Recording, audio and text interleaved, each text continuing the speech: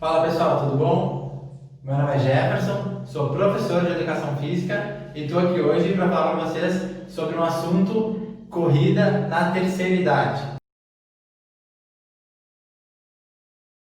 Com o passar dos anos, passamos a sofrer alterações fisiológicas, que são alterações cardiovasculares, a perda de massa magra e assim como a nossa recuperação pós-exercício tende a ser mais lenta e mais difícil. Dos 55 aos 70 anos, nós temos a propensão de perda de força, que é de aproximadamente de 30 a 40%.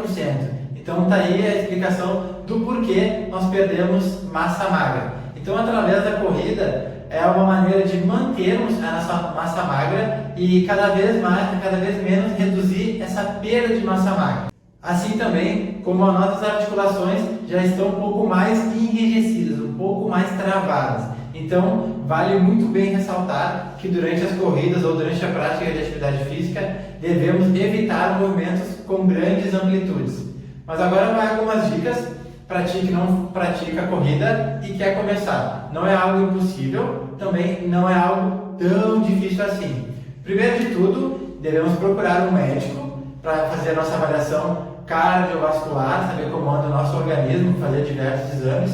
E também o nosso treinamento deve ser individualizado e personalizado.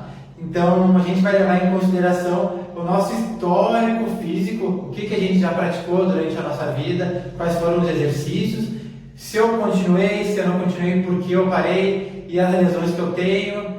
E diversos fatores vão contribuir para mim realizar e começar a prática de corrida.